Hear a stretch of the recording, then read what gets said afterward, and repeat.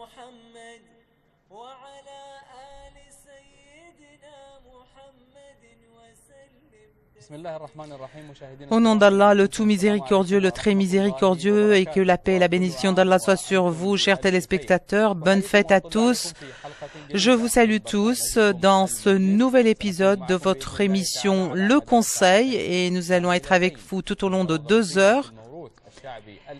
Nous allons nous pencher sur l'héritage et les traditions d'Al-Hijaz. Nous avons un certain nombre d'invités qui ont une relation étroite avec l'héritage du pays d'Al-Hijaz.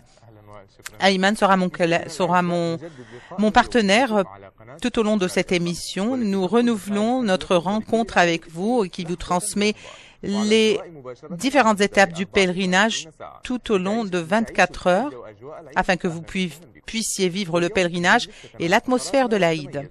Dans l'émission du Conseil, aujourd'hui, nous allons parler de l'héritage et des anciennes histoires et les dernières technologies de la photographie avec les chants et le folklore également.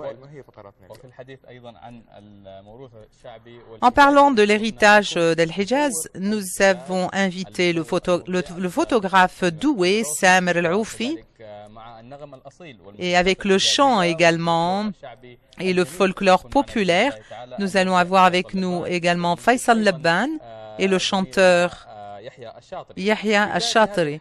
Au début, comme nous avons habitué nos chers téléspectateurs, nous avons préparé, nous allons leur présenter un chanteur et un invité qui va nous parler de l'héritage, de l'ancien héritage, et qui a une position érudite dans la ville. Nous avons Hassan dans la ville de Jeddah, un habitant de la ville de Jeddah. Am Hassan, vous avez une grande expérience et un grand intérêt que vous avez porté à l'héritage de Jeddah.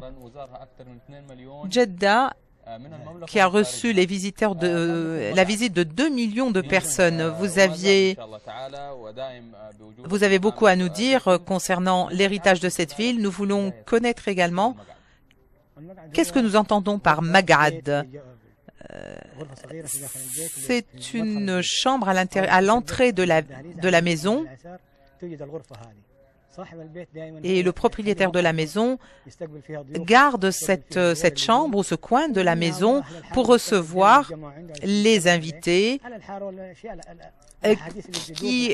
qui vont parler de tous les événements ou toutes les histoires du quartier. Et c'est souvent situé au rez-de-chaussée ou à l'entrée de la maison. Quel est le secret de l'intérêt porté par la presse et les différentes chaînes de télévision portées sur ce coin de la maison? Pourquoi est-ce qu'on lui a accordé toute cette importance et cet intérêt? Parce que ça fait partie de l'ancien héritage et c'est entré dans les registres de l'UNESCO également comme faisant partie du patrimoine de la ville. Et ça existe toujours jusqu'à présent. Dans les anciennes maisons, dans les vieilles maisons, vous allez toujours trouver ce coin qui est réservé à ce genre de rassemblement des habitants du quartier. Et c'est un coin qui est préservé afin que les futures générations puissent avoir une idée sur la manière avec laquelle vivaient les anciens habitants de la ville. Oncle Hassan, est-ce que vous pouvez nous expliquer les différents angles de ce coin de la maison, Al-Maghrad, Al-Markaz et Ad-Dakka? Ce sont les différents éléments constituant ce coin de la maison. Donc, Al-Maghrad, c'est une chambre, c'est une salle à l'intérieur de la maison, à l'entrée de la maison ou au rez-de-chaussée. Et ce Maghrad ou cette chambre diffère d'une maison à une maison. C'est souvent ouvert 24 heures sur 24 pour recevoir les habitants du quartier. Et c'est connu, bien sûr, parmi les anciens habitants du quartier. Ça, c'est le magrad. Ad-Dakka, c'est situé également à côté de la porte de l'entrée de la maison. Et c'est pas un endroit qui est, c'est un endroit assez étroit où 2 ou 3 personnes maximum peuvent se rassembler. Donc c'est situé soit à la gauche ou à la droite de l'entrée de la maison. Al-Merkaz, ce sont des coins à l'extérieur de la maison, dans la cour, afin de pouvoir avoir un espace aéré pour les habitants du quartier qui passent par cette maison et qui vont savoir que voilà, cette maison a ce coin spécial pour recevoir les invités qui désirent rester à l'extérieur.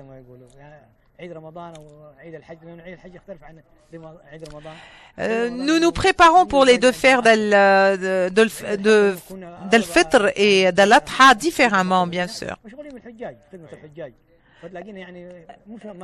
Étant donné que nous nous intéressons beaucoup à rendre service aux pèlerins, Eid al-Adha ou la fête d'Al-Adha prend une méthode différente de préparation.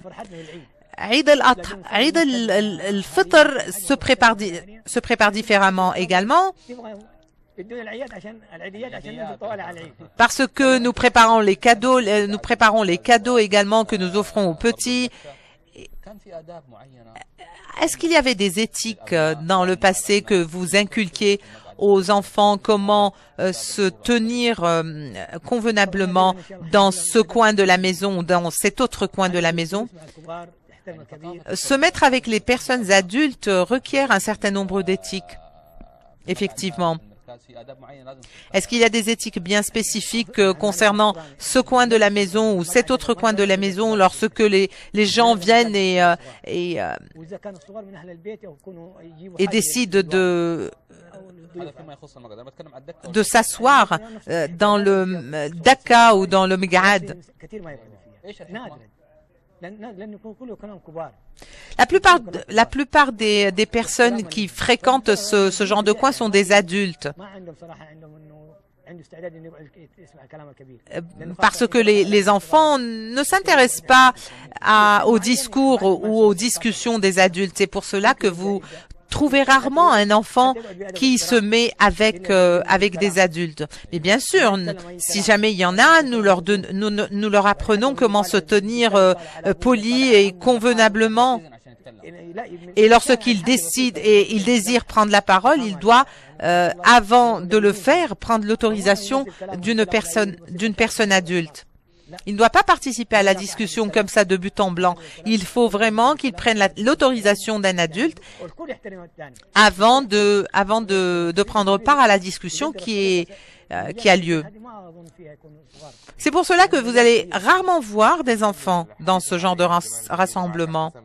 Nous allons poursuivre notre discussion, mais nous avons Abdel Nasser Al-Ghamdi de Mina, notre correspondant. Abdel Nasser, comment allez-vous? Est-ce que vous avez des nouvelles de Mina? Nous vous saluons, nous saluons tous vos invités. Vous êtes le bienvenu, c'est un jour de fête. Comment est l'atmosphère sur place? L'atmosphère à Mina, il fait un peu relativement froid à Mina. Après des averses cet après-midi,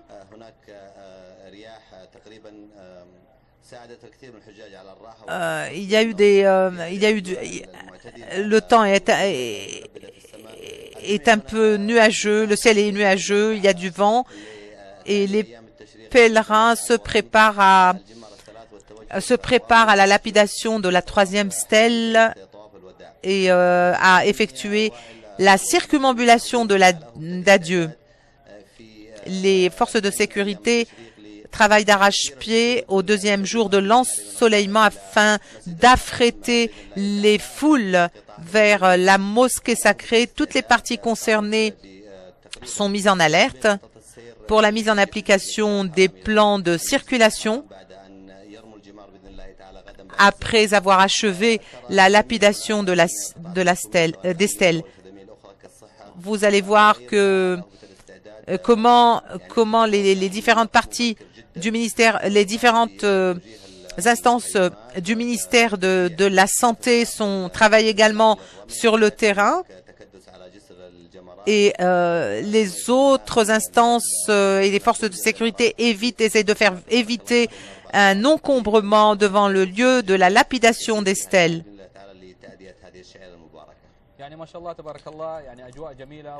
Ça veut dire que tout va bien sur place. Quelles sont les réactions des pèlerins après les averses cet après-midi? Les pèlerins se préparent pour quitter Mina avec beaucoup de tristesse et de nostalgie pour les lieux, parce que ils ont passé 5 jours où fraternité, harmonie et clémence étaient le maître du jeu sur les lieux. Il a fait froid cet après-midi, il y avait des averses. Et donc le temps était très différent du temps qui sévissait hier. Le temps, il faisait un peu humide également.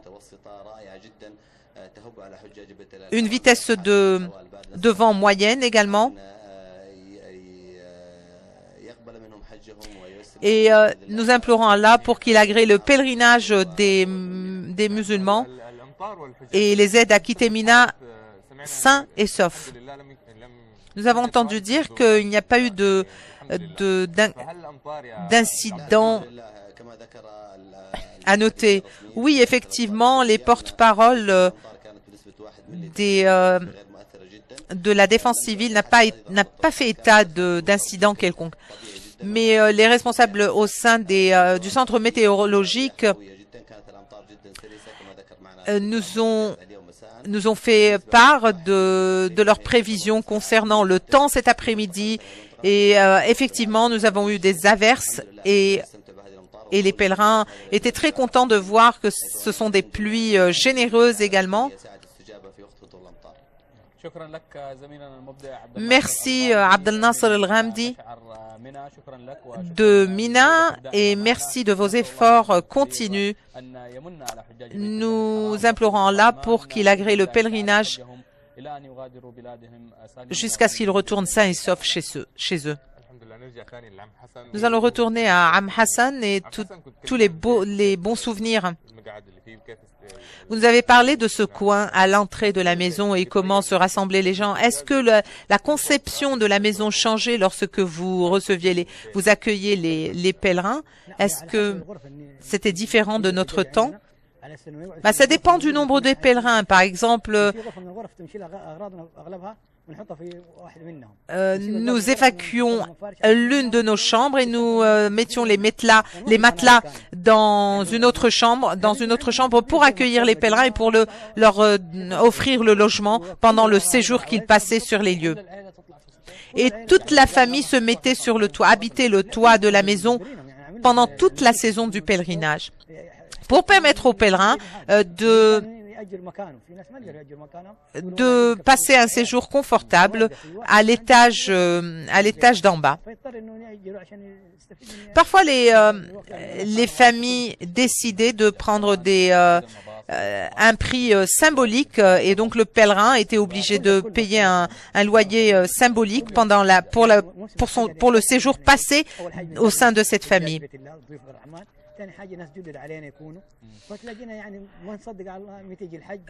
On attendait la saison du pèlerinage avec impatience, en fait, parce que le fait de servir le pèlerin, de rendre service aux pèlerins était quelque chose, était comme un honneur pour nous, et nous savions que c'était une récompense qui sera mise dans la balance de nos bons actes. Donc, on attendait la saison du pèlerinage impatiemment, et nous tissions des liens avec les pèlerins d'année en année. Et nous gardions contact avec eux. Nous allons passer à une courte pause, suite à laquelle nous reviendrons pour poursuivre cette discussion avec Am Hassan.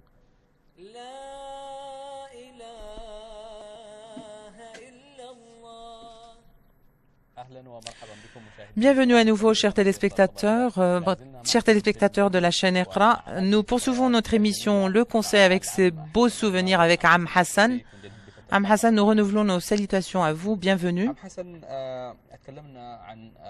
Nous étions en train de parler du pèlerinage, comment vous aviez l'habitude d'accueillir les pèlerins, comment vous leur rendiez service. Aujourd'hui, les pèlerins vont se rendre à Médine ou Jeddah peut-être, pour ceux qui sont venus par avion pour rentrer chez eux. Pendant ces jours, comment vous avez eu l'habitude d'accueillir les pèlerins après avoir accompli les rituels du pèlerinage?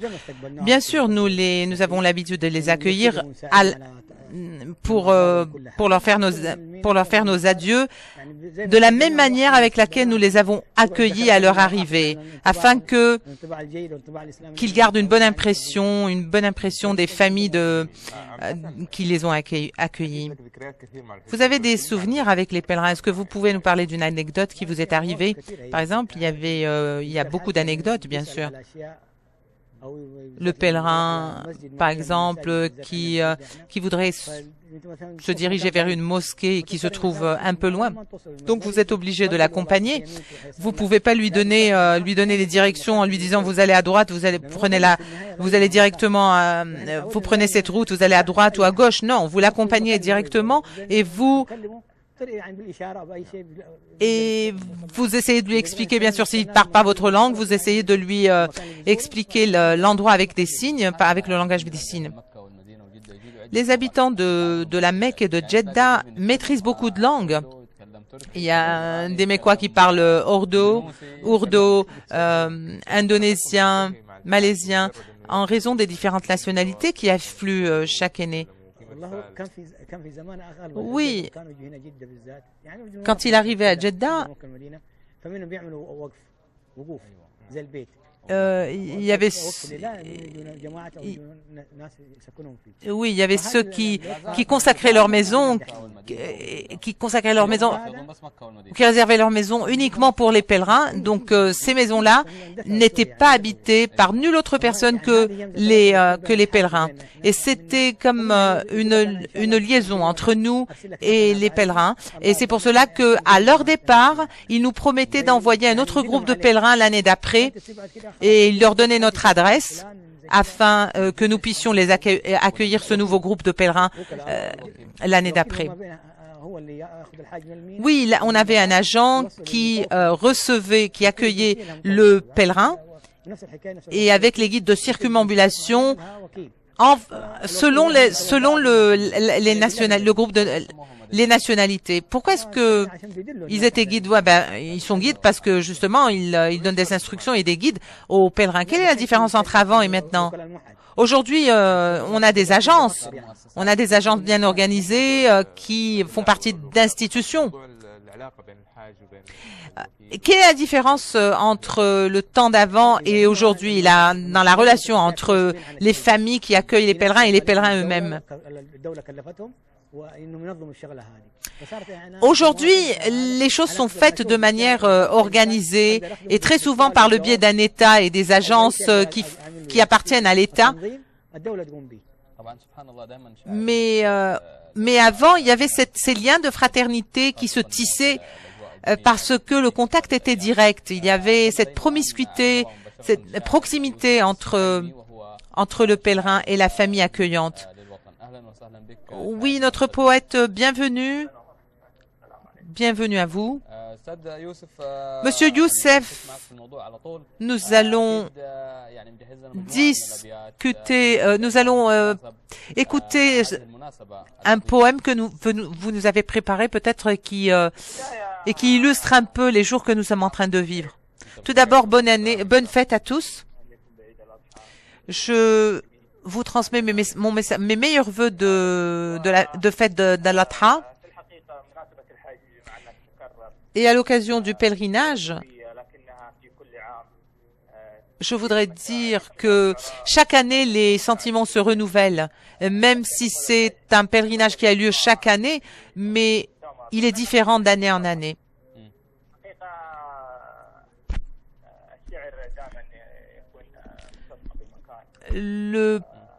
Les poèmes sont généralement relatifs au lieu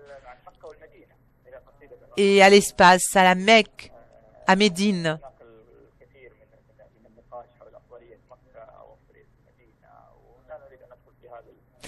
Et je ne voudrais pas me pencher longuement sur la particularité de la ville de la Mecque ou de la ville de Médine, mais tous les poèmes qui sont faits par nos poètes sont relatifs, bien sûr, au pèlerinage et à ces lieux et aux lieux saints.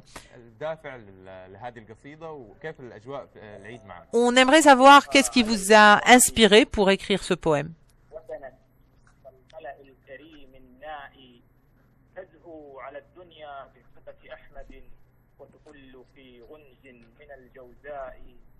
وعلى يمين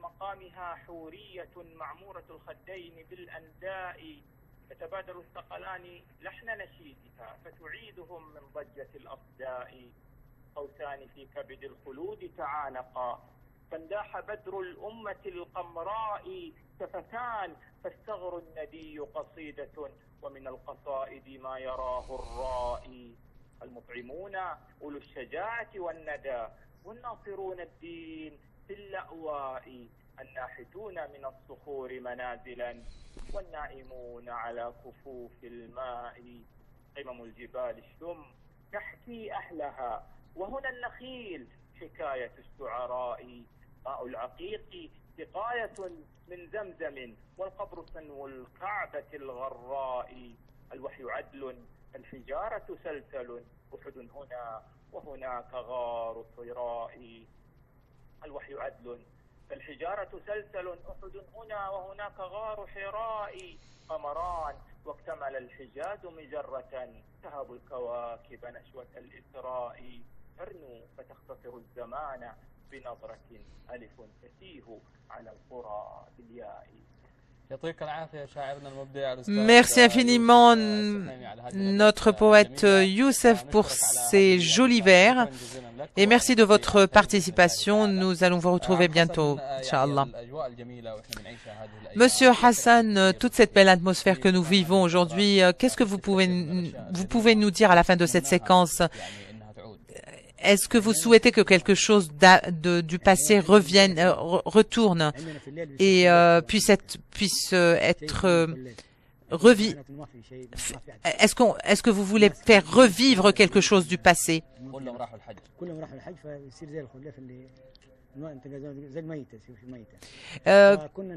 Quand les pèlerins quittent les lieux, ces lieux deviennent désertiques.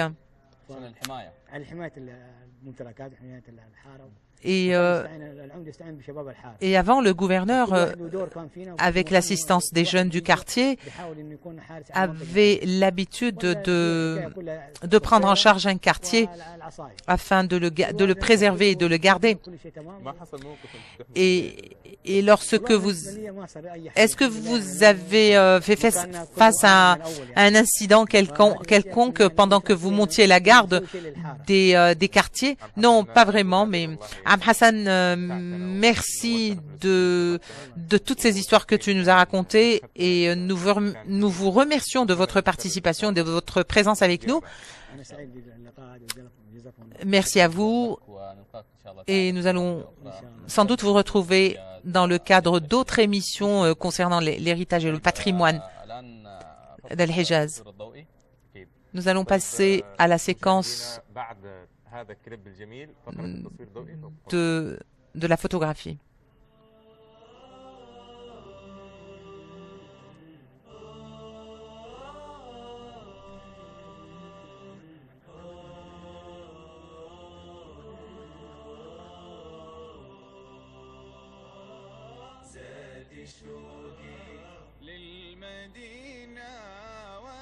حبيب لذكرت كل أوقاتي تطيب لأن ذكره يطرب القلب الحزين في المدينة ليتنا طول السنين زاد شوقي للمدينة والحبيب لذكرت كل أوقاتي تطيب لأن ذكره يطرب القلب الحزين في المدينة ليتنا طول السنين يا أهل طيبة حلتم القدر الرفيع جوكم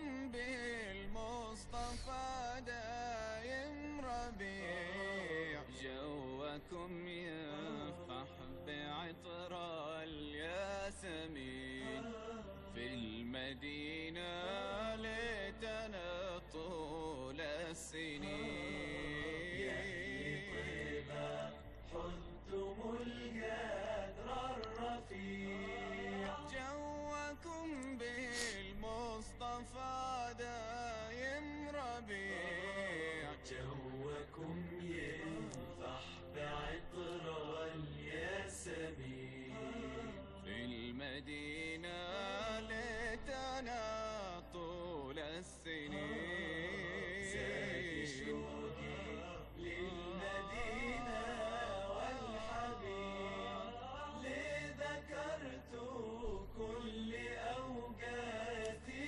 تطيب لأن ذكره يطرب القلب الحزين في المدينة ليتنا طول السنين بختي من زار بنية واعتقاد نال مطلوب وقصد والمراد والسعادة باتقعد يا ودين في المدينة ليتنا طول السنين بختي من زار بنية واعتقاد نال مطلوب وقصد والمراد والسعادة باتقعد يا ودين في المدينة ليتنا طول السنين زاد شوقي للمدينة والحبيب لذكرت كل أوقاتي تطيب لأن ذكره يطرب القلب الحزين فعلا ليتنا بالمدينة طول السنين. Vraiment, on aurait souhaité être à Médine tout au long de l'année. ومن تراه درى عني وما شغل تتلمذ المجد عند مدرستي حتى أصبح عالما رجلا. اللهم صل وسلم على سيدنا Que la paix et la bénédiction d'Allah soient sur son prophète, sa famille et ses fidèles compagnons. Oui, nous avons une séquence sur la photographie. أن تكون مشهورا وأنت أمام الكاميرا فهذا شيء طبيعي. Être ولكن تكون من خلف الكاميرا أشهر ممن أمامها فهذا هو الفن. réputé alors que tu es en face de la caméra, c'est une chose, mais être renommé et réputé et connu alors que tu es derrière la caméra, c'est vraiment quelque chose.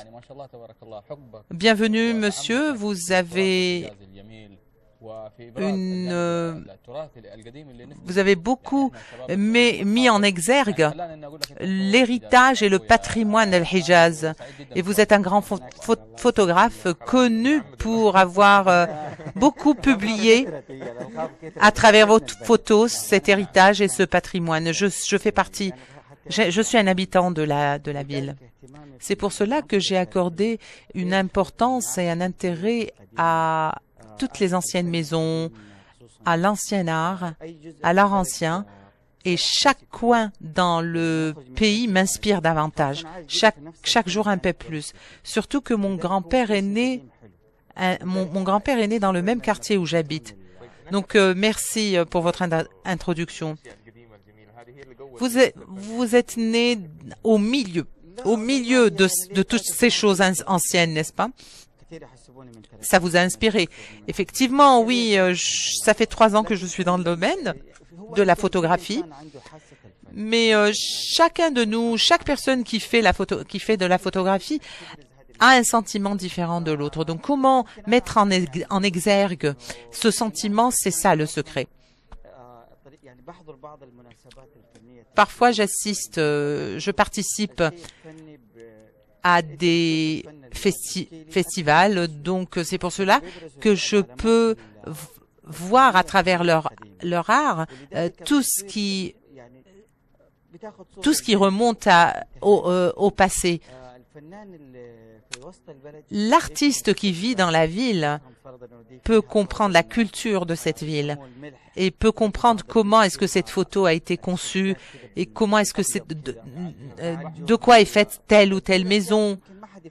Mais ce n'est pas donné à tout le monde de comprendre tout ça. Mais comme je suis un habitant de cette ville, j'ai pu mettre en exergue tout ça. Nous avons juste une pause et nous reviendrons pour discuter de cet art.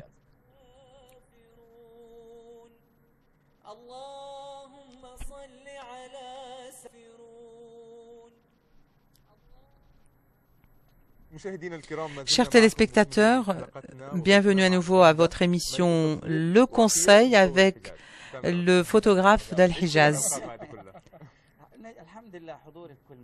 Je suis présent partout, j'essaye d'être là où les gens désirent voir mes photos et je me réjouis de la satisfaction de mes parents de moi. Je me suis découvert moi-même en fait et j'étais à Sharm el-Sheikh en Égypte et il y avait une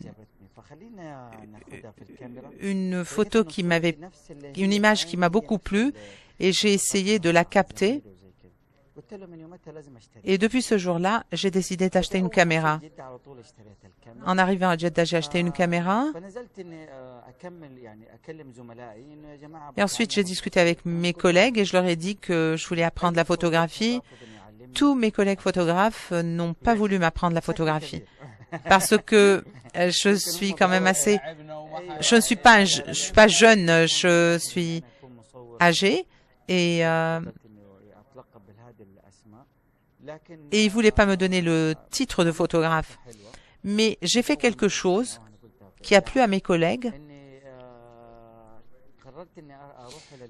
et j'ai décidé d'aller au Liban. J'ai loué une voiture et le chauffeur était un photographe. Et j'ai passé 12 heures au Liban, du matin jusqu'au soir. Je n'ai habité je n'ai pas logé dans un hôtel. Je suis restée dans la voiture et j'ai pris ma caméra et j'ai demandé à ce chauffeur qui était au photographe de m'apprendre certaines choses, le basique de la photographie, parce que je ne voulais pas payer beaucoup. Il m'a demandé $100 pour toute la journée. Donc, il m'a appris comment utiliser la caméra. Il m'a emmené sur les montagnes et il m'a montré comment régler l'éclairage de la caméra. Donc, j'ai eu les premières clés de cette caméra, de comment m'y prendre avec la photographie. Et ensuite, je suis retournée au pays et j'en ai parlé à mes collègues qui m'ont aidé. Et je leur ai dit, assistez-moi, aidez-moi. Ils ont accepté de me venir en aide jusqu'à ce que j'ai rencontré un ami qui s'appelle Hani. Et je lui ai dit, s'il te plaît, sois modeste avec moi et je voudrais travailler avec toi. Je voudrais que tu sois mon partenaire. Ensuite, j'ai appelé Hani et il y avait une fête. Donc, on s'est rendu à cette fête. Et je considère que avec Hani, nous sommes partenaires, nous formons un duo ensemble et nous travaillons ensemble. Samer Al-Aufi, vous êtes considéré par beaucoup comme étant un photographe de presse. Non, en fait, pour la presse, je travaille dans la section de la publicité. C'est un peu loin de la photographie que je fais, mais ça a un lien indirect.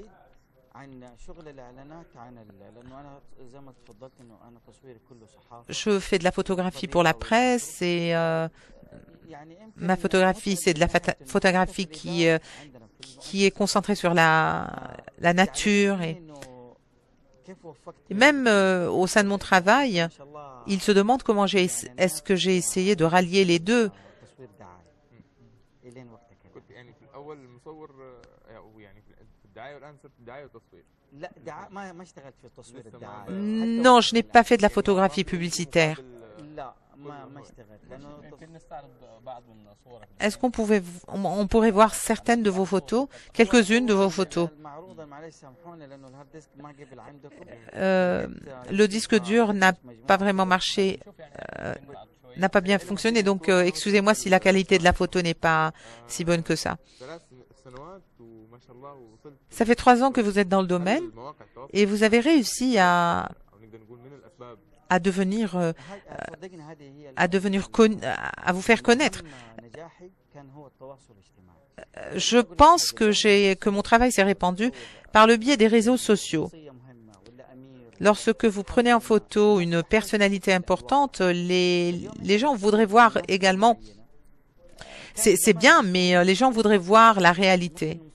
Avant, les photographes cachaient leurs photos et ils les publiaient uniquement dans la presse, dans le journal. 1 ou 2 photos.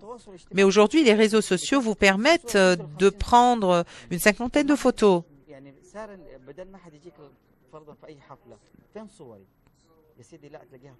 Donc, au lieu de donner directement les photos aux gens, vous pouvez leur dire que vous pouvez les retrouver, qu'ils peuvent les retrouver sur le réseau, sur les réseaux sociaux, sur Facebook, sur Instagram.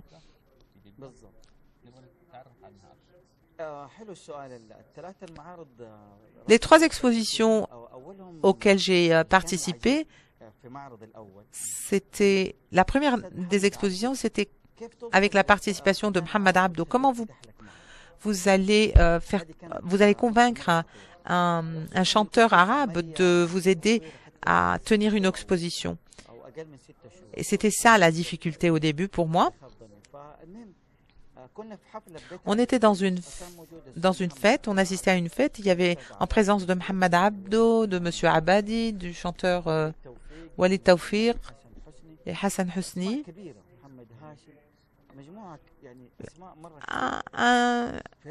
Un groupe de chanteurs et d'artistes. Donc, en présence de toutes ces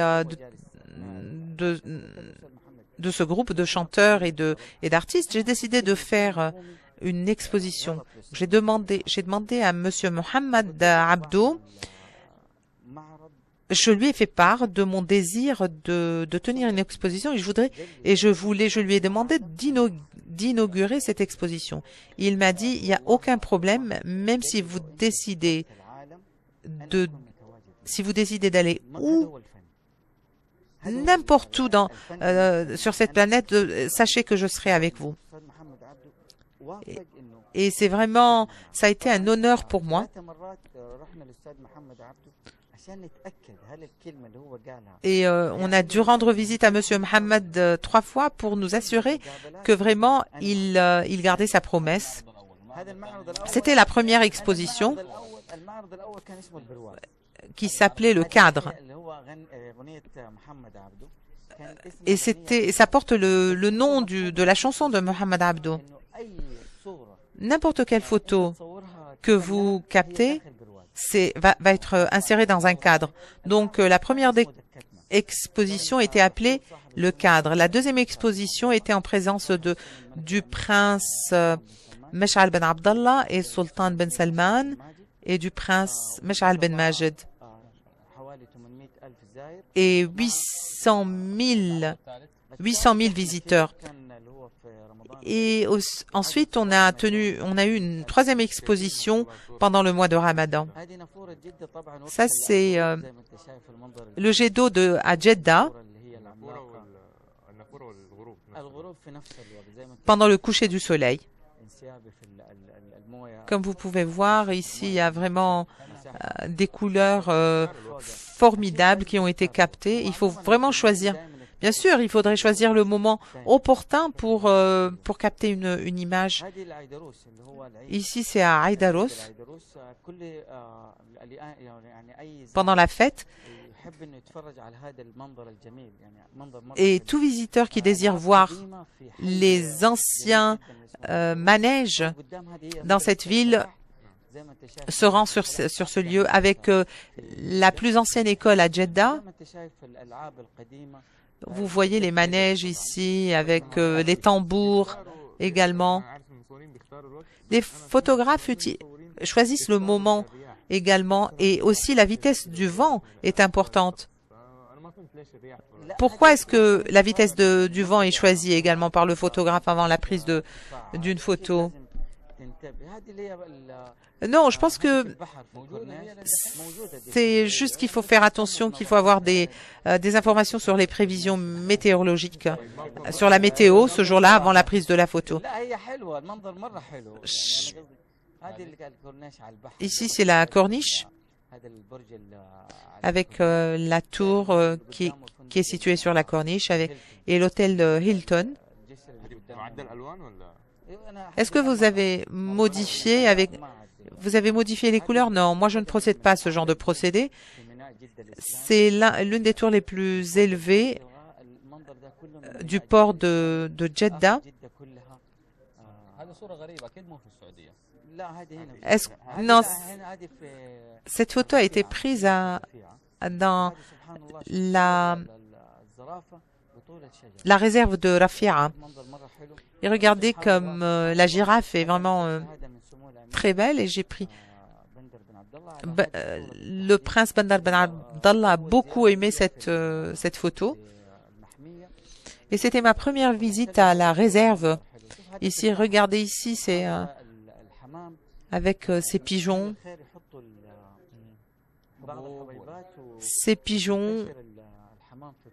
éparpillés un peu partout. Et donc, j'ai décidé de prendre cette photo, de capter ce spectacle. Voici des mains invoquant Allah, gloire à lui.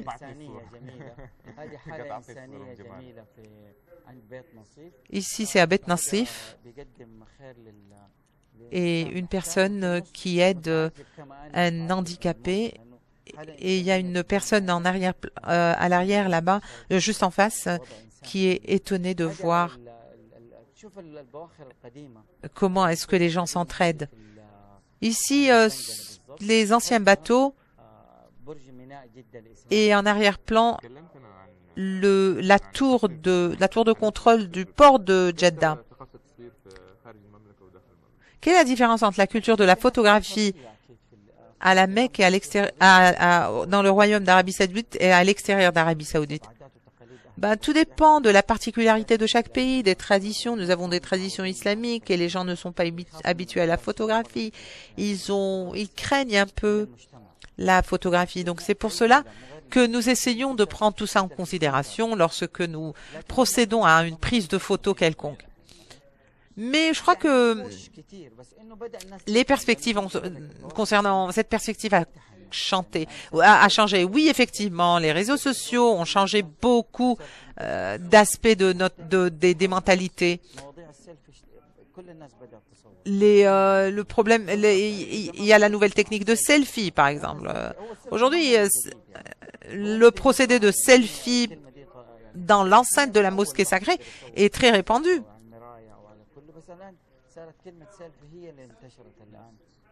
Le procédé de selfie est très répandu. C'est sûr que les expositions que vous avez qui ont eu lieu pendant Ramadan ont un impact, ont un effet sur vous, n'est-ce pas? Oui. Nous sommes guides.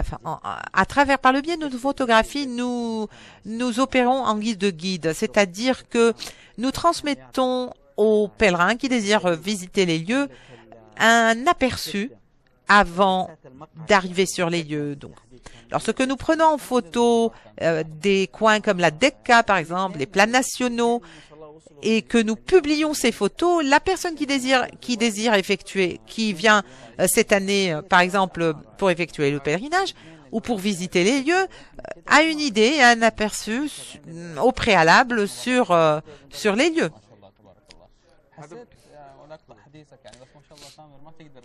Monsieur Samer, vous sentez que vous présentez quelque chose de par votre présence à l'exposition pendant le mois de Ramadan, le mois de Ramadan?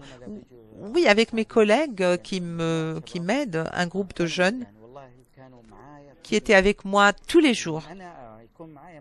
Donc, lorsque je suis en compagnie et en présence de ces gens, ils deviennent guides avec moi. Parce qu'ils ressentent vraiment la vie que j'ai vécue. Et je remercie bien sûr tout le groupe de jeunes qui étaient avec moi. Mais permettez-moi de vous dire quelque chose. Lorsque vous visitez le pays, par exemple demain ou ce soir, vous allez voir le nombre d'étrangers qui sont dans le pays. Et vous avez un guide qui va leur nommer le nom des maisons, leur dire les noms de chaque maison ancienne et va leur raconter l'histoire de telle ou telle maison. Donc, c'est vraiment quelque chose de formidable de se mettre avec ces jeunes qui vont vous raconter l'histoire et le patrimoine de la ville. Vous pouvez également, dans votre photo, dans les photos que vous prenez, mettre le nom de la maison et un aperçu sur ce patrimoine. Merci, monsieur, de votre présence. Mais avant de prendre une pause, nous voulons féliciter votre mère qui est derrière tout le succès que vous avez réalisé. Merci, je lui transmets mes vœux de bonne fête et que Dieu la protège. Merci. Chers téléspectateurs, restez avec nous, mais après la pause. Et des chanteurs qui seront avec nous.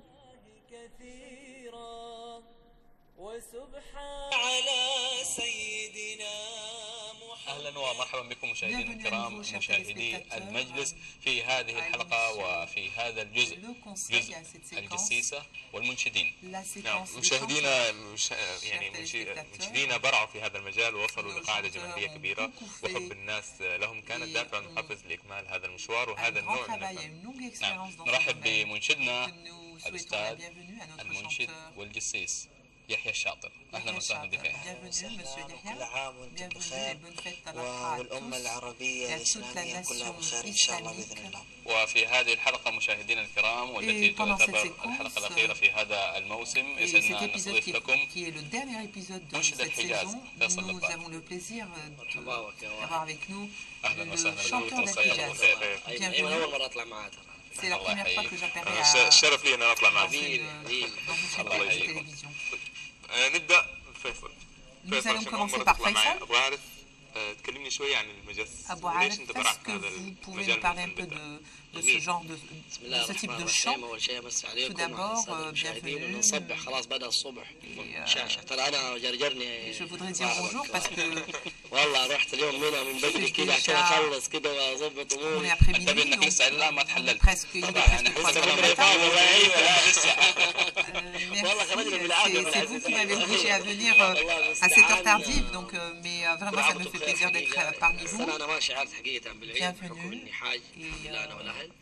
فكانت الامور مكركبه مننا ومنكم ان شاء الله وطبعا شحذفها في هذا اللي يحج بدون تصريح هذا الضريح. لا والله جاء الا بلا تصريح ما حد قال لك تحج بدون تصريح. والله Bon, oui, bien sûr, j'ai dû avoir une autorisation pour venir.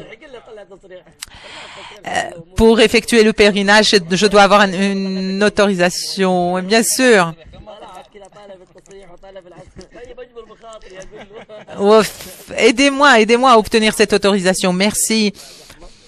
Cette année, tout s'est bien déroulé. Nous n'avons pas vu d'incident ni de problème. Cet après-midi, je suis sortie pour voir un peu comment se déroulaient les choses. Et nous avions une fête dans notre camp.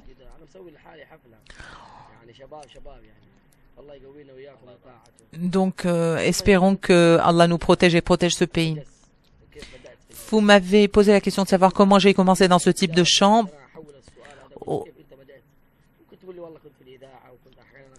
C'est une question que je peux vous poser à vous en tant que présentateur. Comment était votre début?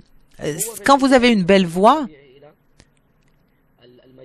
vous avez certainement envie de chanter quelque chose qui reflète le patrimoine du pays.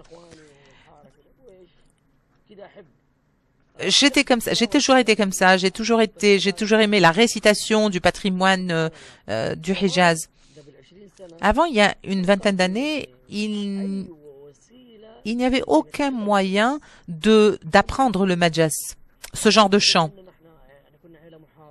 Nous étions une famille conservatrice et donc tout ce qui contenait de la musique n'était pas très bien vu.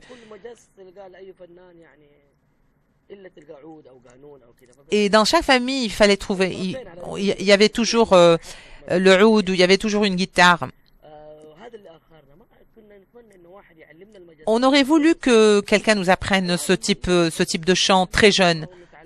Mais aujourd'hui, c'est répandu et tout le monde peut se familiariser avec ce type de chant. Avant, les gens avaient des récitations avaient des chants merveilleux et particuliers à la ville. Yahya, est-ce que on peut entendre quelque chose que vous nous avez préparé?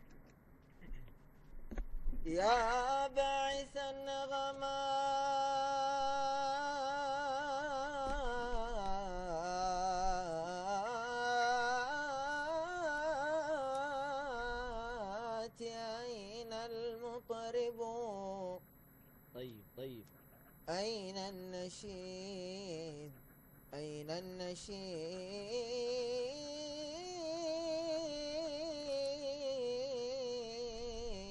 السلسليل أعذب غرد بربك فالنفوس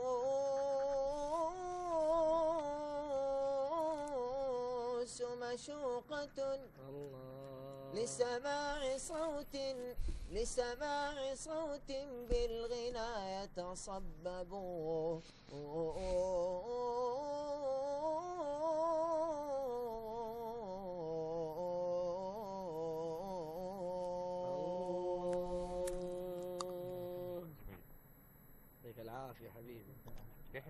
Merci. Yahya, comment était votre début? J'ai commencé de la même manière. Au début, lorsque j'effectuais la prière, je récitais à la manière des gens de Hijaz. Et donc, on me disait que ma voix, j'avais une belle voix. Et on m'a encouragé à apprendre le majas. Et ils encourageaient très souvent les personnes qui avaient une belle voix à apprendre ce type de chant. Donc, nous avons commencé à apprendre cela et voilà comment j'ai commencé. J'ai été influencée par beaucoup de noms, par beaucoup de chanteurs. Mais je ne sais pas exactement, je ne peux pas donner de nom.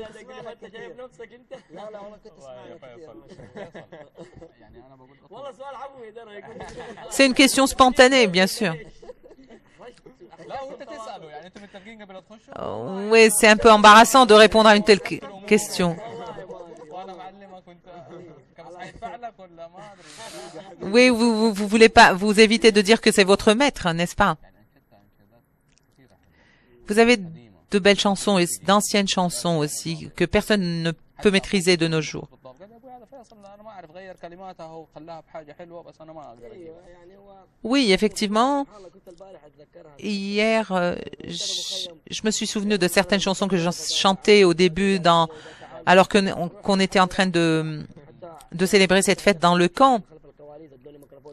On m'a donné un micro et on m'a demandé de chanter. Mais j'aurais dit que j'étais un peu fatiguée et on m'a demandé de répéter les chansons plusieurs fois.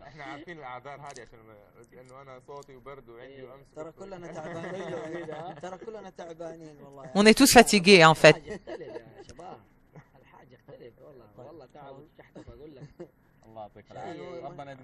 Je suis pèlerin, j'ai effectué le pèlerinage cette année, donc moi aussi je suis fatiguée, mais j'ai quand même chanté.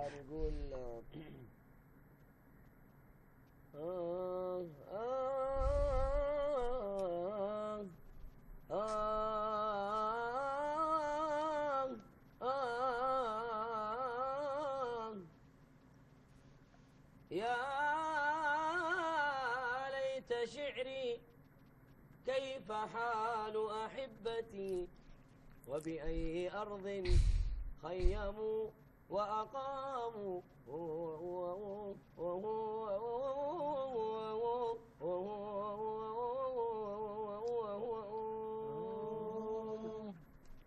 يا ليت شعري كيف حال أحبتي وبأي أرض خيموا وأقاموا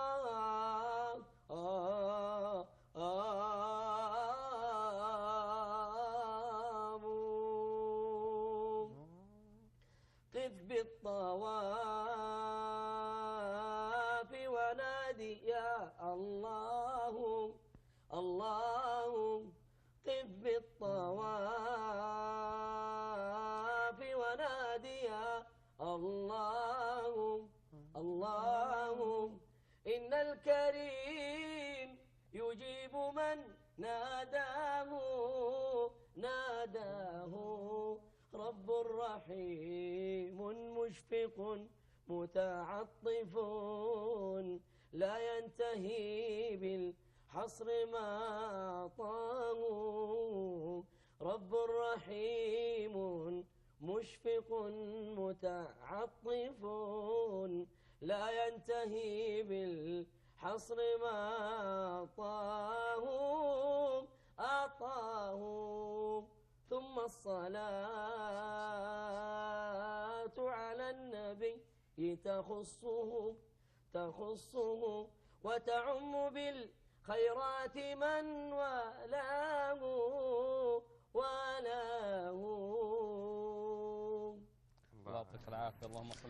Merci, que la paix et la bénédiction d'Allah soit sur son prophète, sa famille et ses fidèles compagnons. Yahya, merci. Vous aviez beaucoup de chance ces derniers temps.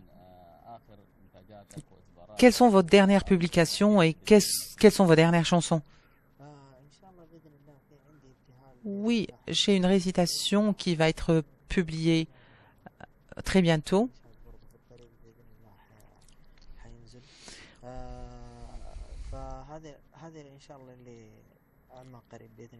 Donc c'est ce que je vais publier très prochainement concernant sur le thème du pèlerinage.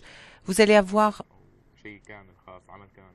Est-ce qu'il y a un travail complet ou est-ce que c'est individuel? Bien sûr, au début ça va être individuel et ensuite j'essaierai d'insérer tout ça dans un album. Vous voulez une continuation de la première récitation ou une nouvelle?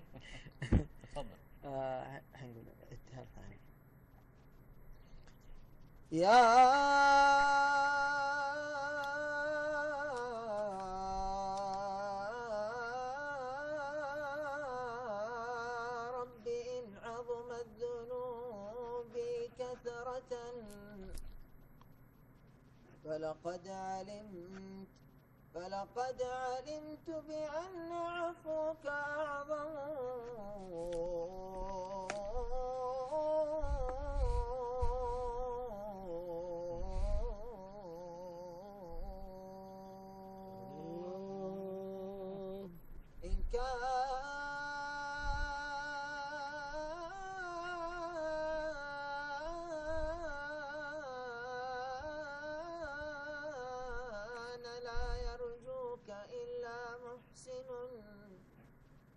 فبمن يلوذ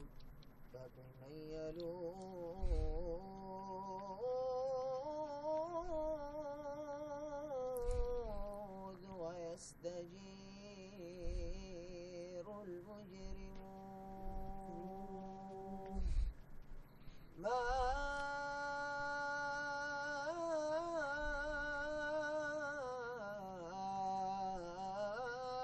لي إليك وسيلة إلا الرضا فجميل عفوك أنك محسن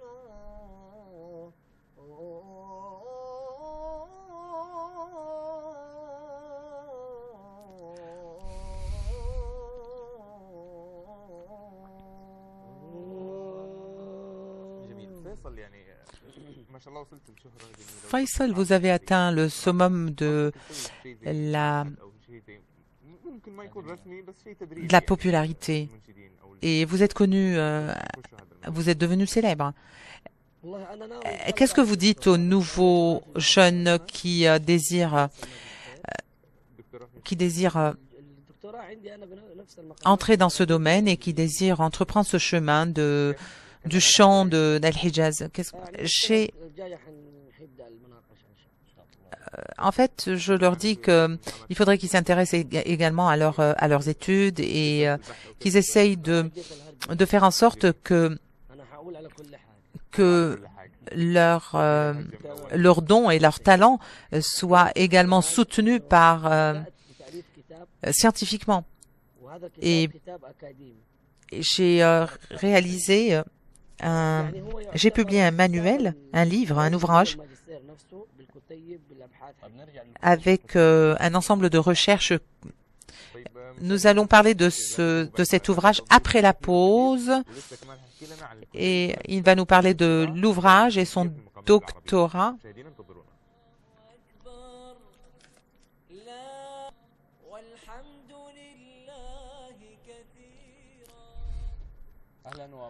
Bienvenue à nouveau, chers téléspectateurs, et nous poursuivons notre émission Le Conseil avec les chanteurs et nos invités Yahya et Faisal. Bienvenue à nouveau. Vous avez vraiment transmis l'atmosphère de l'Aïd, donc nous voulons que vous nous chantiez une chanson sur l'Aïd. Nous n'avons pas parlé de la thèse de doctorat de monsieur. Nous allons y revenir, ne vous en faites pas. Mais tout d'abord, nous allons écouter une chanson sur l'Aïd et par la suite, nous allons parler de votre thèse de doctorat et des maqamat en anglais. Lui, il chante et moi, je réponds aux questions. Qu'est-ce que vous en dites?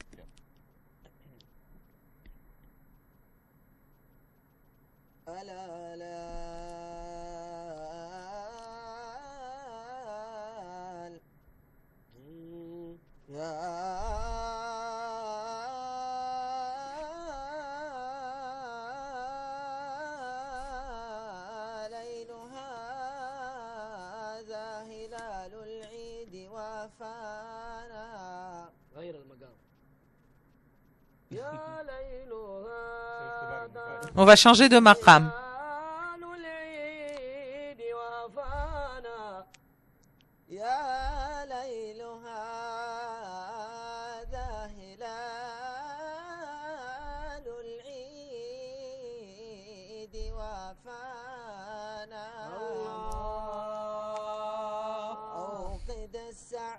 فأوقد السعد خافية وألحى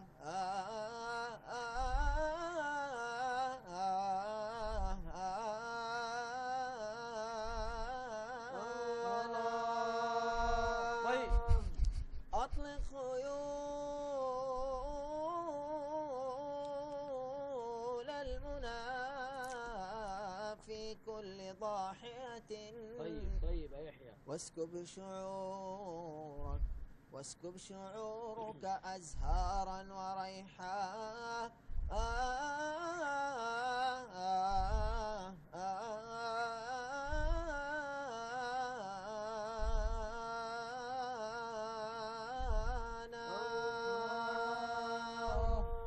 بوركت يا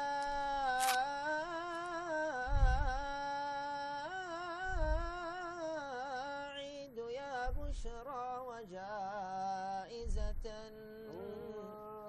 للفائزين إحسانا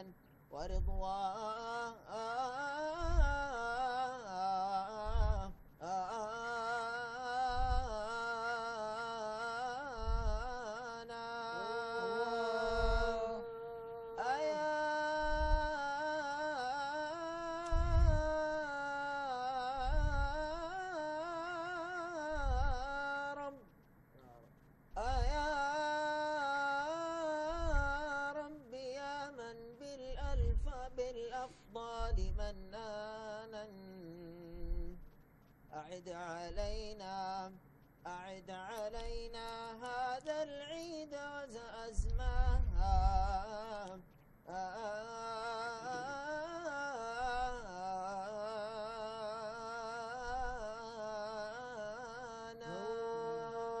أنا بترد عليه يا لال يا لالي لال يا لال يا لالي يا لال يا ليلال يا ليلالي لال يا لالي لال يا لالي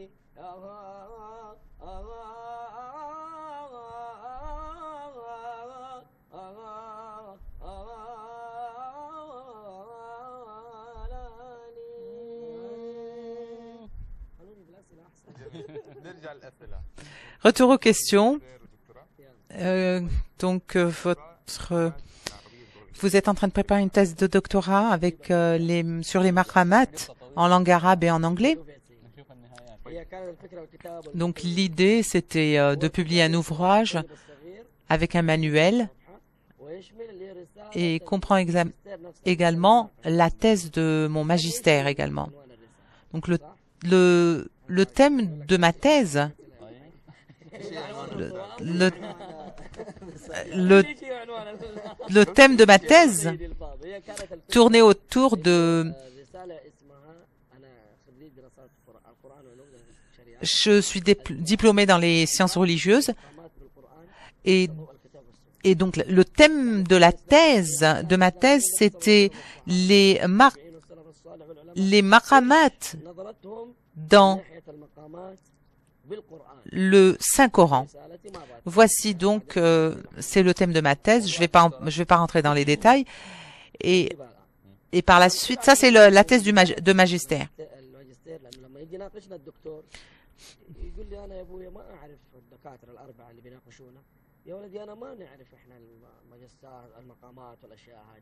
Le jury qui est en face de moi ne connaît pas très bien, n'est pas très versé sur la question des maqamat. Donc la phonologie, la phonétique, la mélodie, les notes, la science, l'histoire et les savants. Et c'est de cela, c'est de tout cela, tous ces éléments que je vais discuter lors de ma thèse. Et par la suite, on discute de toutes ces choses-là. Donc, mon ouvrage et ma thèse sont entreliés. J'ai 4 chapitres. La science de la voix.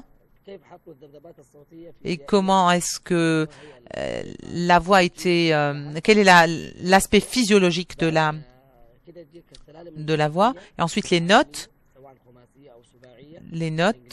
musicales. Et ensuite, les maqamat.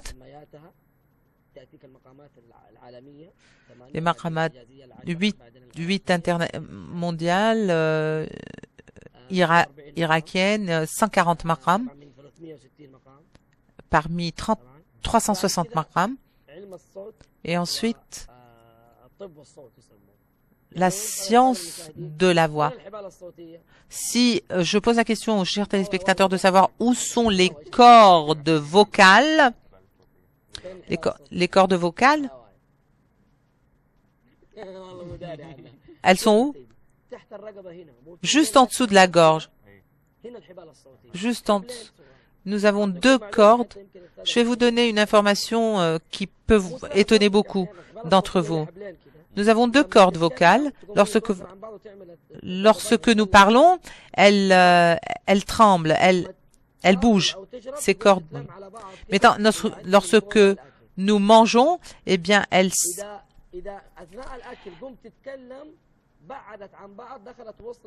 s'approchent l'une de l'autre. Mais lorsque vous toussez, par exemple, elles se séparent.